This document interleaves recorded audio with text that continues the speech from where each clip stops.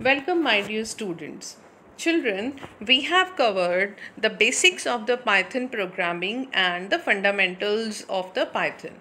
We have covered the operators, we have covered data types, and we have covered the various punctuators, literals, and keywords. Now it's the turn to come into the actual programming concepts, and that let's try to understand what is a conditional and a looping constructs. This is the chapter 4 of our syllabus. So first we need to understand that how many types of statements we have. Personally, I'm saying this thing that we have three types of statements. One is the empty statement, one is the single statement, and third one is a compound statements, right? So we have a three types of statements. Depending upon the type of the statements we have journal, we will try to understand the flow of control. Right? So what is a control statement? So control statements are used to control the flow of execution depending upon the specified logic or condition. For example, I am giving you an example that I will give you one chocolate if you score above 95 in computers. So I am putting a kind of a condition in front of anything. So once that condition will be fulfilled, then you will get the result. Otherwise you will not get the desired result. Otherwise you will not get the chocolate. Similarly, we have, depending upon such kind of a conditions, we have three types of control statements.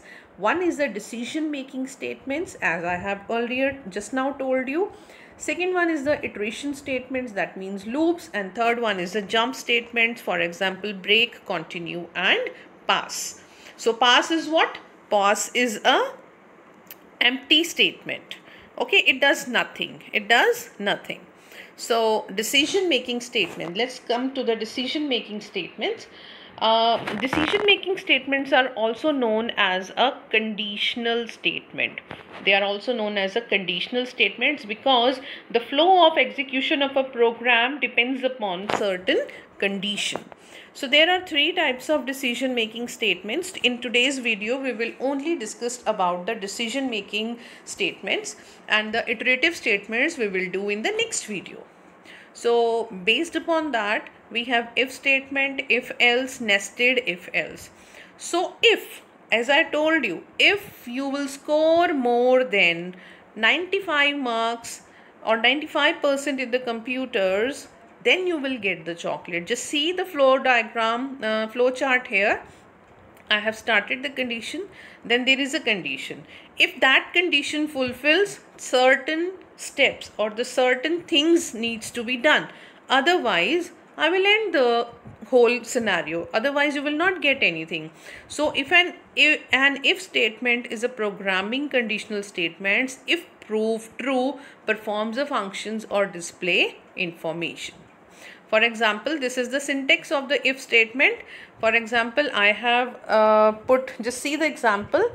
I have a notebooks is equal to 2. So I have put a condition if number of books is equal to 2. Suppose the condition fulfills because 2 is equal to 2. So the next two statements print. You have 2 books will be printed. Otherwise, it will come out of the loop. For example, if I have given you the value 3, so if condition will not be executed in that case, because if 3 equal to 2 is never true, so it will print outside of the if statement, right?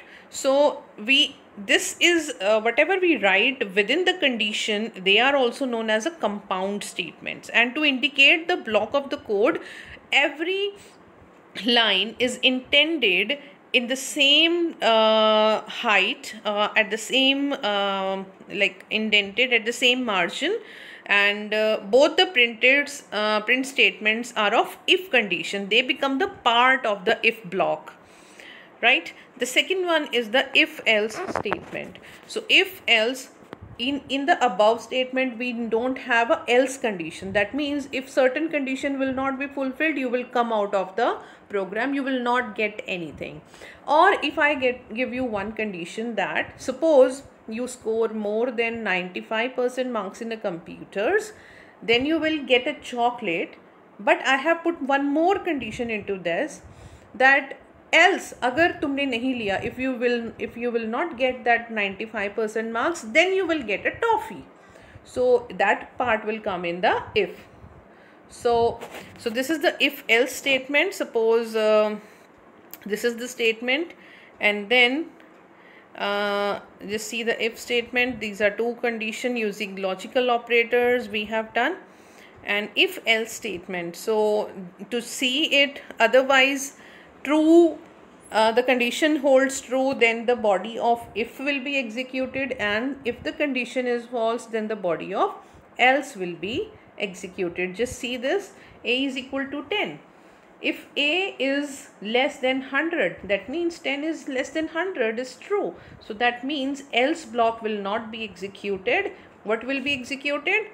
Print less than 100. So the body of a if block will be executed. So next we have nested if. Similarly, then we can have if inside if else. Those are known as a nested if, in which we can execute some different codes for more than two conditions. And this is the examples of the nested if. In nested if, we can write with the help of if, elif. So elif is the required thing here. So if number greater than equal to 0, if number equal to 0. So now this inner part, inner if else, is the nested inside the outer if else. So this is one more example of the if else statement that we will be discussing in the class. And I hope this is okay for now. Now you please keep on trying the programs related with the if else and if statements. Thank you.